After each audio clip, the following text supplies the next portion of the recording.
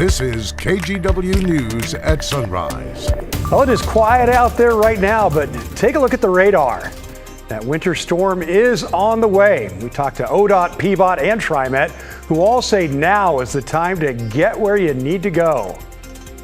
People need to stay off the roads in this ice. This is not snow. This is not just some heavy water. This is ice, and there's really not much we can do about ice on the roads. This is about as dangerous as it gets. So folks really need to understand that freezing rain is just a different ball game. Our priority, as always, is safe transportation from point A to point B. And we'll also have information on local shelters and tips to get your home ready for the big winter blast that's on the way. It's here. It is here, isn't it? I mean, you noticed that when you stepped outside this morning, Oh, right? man, it was cold and the wind was blowing to come across the Fremont Bridge. I just about got blown off. So that's the first facet of this storm is that the cold air has moved in. It is cold. It is windy. Let's get to the weather wall right now. Wind chill advisory now in effect for the Coast Range, the Portland, Vancouver metro area, the Cascade foothills through early tomorrow morning.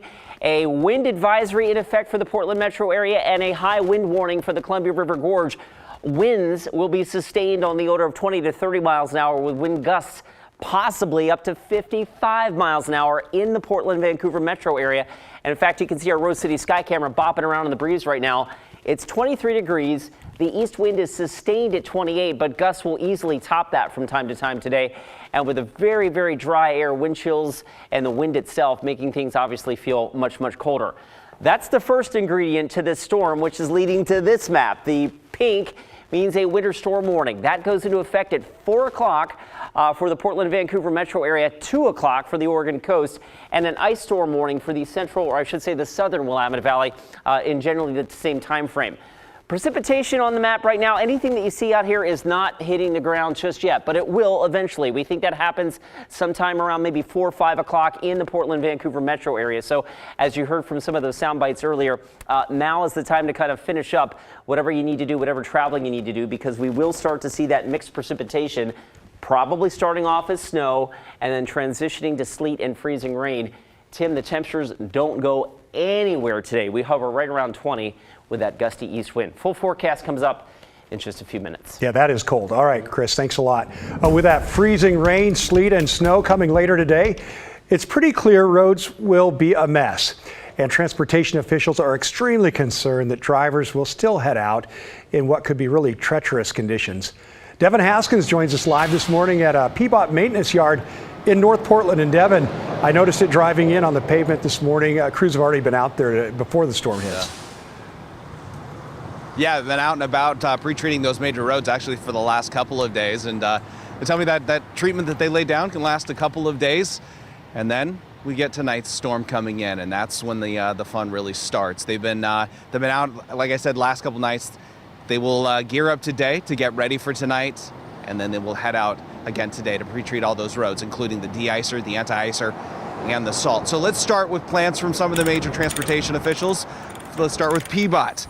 Crews already attached gravel spreaders and plows to their trucks, currently laying down de-icer, as I said, on major roads and TriMet routes. When salt is used, it'll be on predetermined major roads. And this will also be the first time that PBOT will maintain 82nd Avenue after the city took ownership of it from the state earlier this year. All right, let's talk about the state and let's switch gears to ODOT's plans. ODOT says they'll use what they need, where they need it, and when they need it. That means the local maintenance yard supervisor, where the sand and salt is stored, will decide what gets used. They may call for sand or de-icer on this road, salt on that one. And speaking of salt, ODOT says that they'll apply salt to the freeways and Highway 26, again on an as-needed basis. So if you do need to go out tonight or tomorrow, transportation officials cannot state this enough. Don't. Freezing rain is just another ball game. Freezing rain can take a street that we've plowed and make it all of a sudden icy and impassable. Even if people are chained up, and even if people think they're great drivers, ice will defeat you. All right, so what about TriMet? Public transportation, another option. TriMet says that they'll run their trains overnight to keep the ice off the lines and use what they call ice cutters when needed. But even then, they do say to expect disruptions in service. For now, we're live in North Portland. Let's send it back to you, Tim. All right, Devin, thanks very much. Well, cold weather shelters have opened up across the Portland metro area now. Last night, 4 severe weather shelters opened in Multnomah County, including at the Oregon Convention Center. Health officials warn you, don't underestimate overnight temperatures. In Washington County, there are more than 300 shelter beds between the Salvation Army building in Hillsborough and the Beaverton Community Center. They're equipped with everything from beds and blankets to hand warmers and food. Multnomah County's Director of Emergency Management says nobody will be turned away, and they're ready to add more beds if they need to. Multnomah County Health Officer Jennifer Vines expressed concerns about the cold temperatures expected to hit the area. She's worried about the houseless community and people that might be caught off guard. I'm feeling today similar to how I felt in the days leading up to the 2021 heat dome, where again we had temperatures a full 20 degrees different than what most people had experienced in this region. Now, if you have questions about the shelters in your area, all you have to do is call 211. And if you need to use public transportation, but you're worried that you just can't afford it, you will not be turned away for a lack of funds. Well, temperatures are expected to be forecast to be the lowest in our area in years. And you have until this afternoon before experts to say to get inside and stay inside. So this morning, we wanted to get some last-minute expert tips on how to prepare your home for the deep freeze. Christelle Kumwe got some hands-on advice. With a major ice storm in the forecast, just about everything that has to do with cold weather has been moving very well. Shoppers are lining up at Ankeny Hardware in Southeast Portland. This has been pretty much nonstop. We're probably doing about 3 days worth of business every day. Owner Norman Chusid recommends all of us get our homes ready for the bitter temperatures. He says there are 2 important steps. First, cover all your outdoor faucets with these covers. Those go on your faucets, just like they show right there. It insulates the heat from your house and fills a little box, and it stops your faucet valves from freezing. Second, check the filter in your furnace to keep your heater running smoothly. Check your furnace filter. If you can't take your furnace filter out and look up and you can't see light through it, it needs to be changed. So it's good to keep an eye out around the house as well as outside on the property. Craig Moore is a plumber with D-Temple. He says if you're worried about your pipes freezing, you can leave the water running at a trickle. Outside, cover any exposed pipes. What we're holding is a copper line here with a bit of insulation over it. As you can see, this is pretty thin, about 1/2 inch wall, just enough to keep the air and the frost from building up on that line. After you weatherize your house, stock up on salt for your sidewalks and walkways. Just out of kindness to people, nobody wants to slip and break a hip.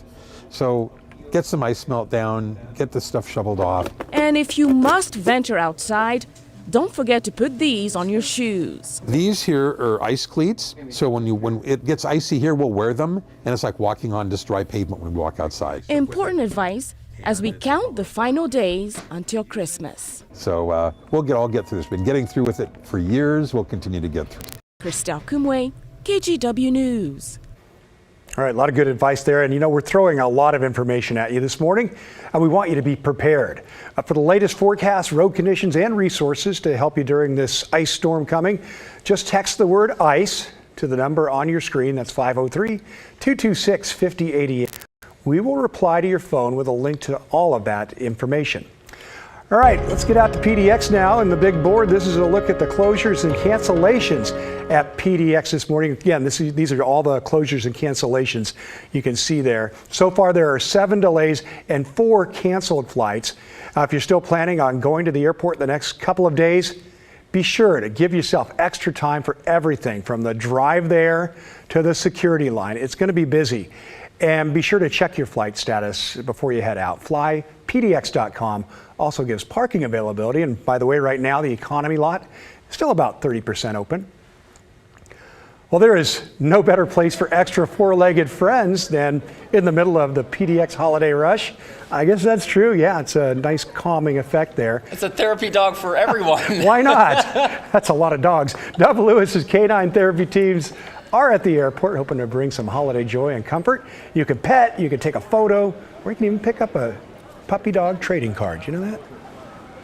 It is a very stressful time of year, and especially if you're traveling, and we just like to bring a little happiness. If you watch people that walk by, whether they can stop and pet the dogs or not, you can see their body posture change, you can see smiles on their faces. Yeah, the dogs are busy spreading that joy over the next week. They'll visit Portland Police, OHSU, and youth at-risk facilities. Could have used that in Atlanta. Man, I bet. Yeah, you're back at it, but you just flew back from Atlanta, right? Atlanta. Oh my goodness! It took us an hour to check a bag and an hour plus to get through security with a 3-year-old and a 5.5-year-old. And my goodness, they did so well. Did they do well? Yay! They did well. Yay. The parents are exhausted. Wow. We have got a lot of weather to talk about here. Yeah, we do. So let's get right to it. First off, when is the weather moving in? That's when what a lot of folks want to know. Right now is the time to kind of, if you need to get out, you need to get to the grocery store, you need to run some errands or whatever, the roads will be fine this morning. But as we get into the afternoon, all bets are off. This is a look at the satellite radar over the last 6 hours. Our moisture beginning to move in over the cold air, which is also moving in from the east, right? The radar returns that we see here over northwest Oregon and southwest Washington right now, not reaching the ground. The air is just too dry, and that will likely be the case for hours and hours and hours. We've got cold Arctic air moving in. So what happens is this precipitation initially falls through it, and it evaporates before it hits the ground. So that'll be the case between now and noon.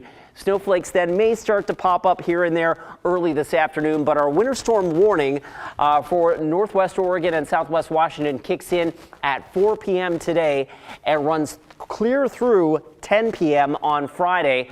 The ice storm warning for the southern Willamette Valley kicks in just a little bit earlier. So really nasty conditions expected to develop later today. Let's track it for you with Futurecast.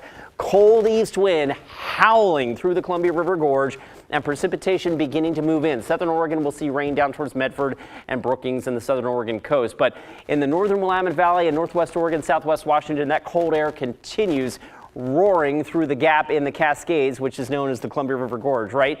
And that east wind will keep feeding the cold. Here we are at 5 o'clock. The precipitation moves in, and it's likely to be light and scattered at first. It's also likely to start off as a brief period of snow, at which point we could see a light dusting to maybe a half an inch of snow as we get into the early evening hours. Eventually, the warmer air that's coming in a few thousand feet over our heads warms up that layer and begins to melt the snow, and it turns into liquid rain, as we heard from that story that Rod Hill did for us just a little while ago. We'll likely hear that again. That as that liquid rain hits the sub-freezing temperatures, that's what creates the freezing rain. And you can see that pink shading here remains here over the Willamette Valley through early tomorrow morning and really even into the afternoon hours. I just don't see us warming up above freezing here in Portland until we can get that east wind to shut off, and that probably doesn't happen until sometime Friday night or early Saturday. It's 23 at the airport right now. It's 20 in King City. There's a big reservoir of cold air east of the Cascades, and that will just keep gushing through the gorge here over the next 36 hours. So tomorrow we get to a high of about 31, and then overnight and into early Saturday, I think that's when Portland finally gets above freezing. We change any precipitation over to just plain rain, and the good news is the 7-day forecast beyond Saturday is just wet for the Willamette Valley. We will be right back.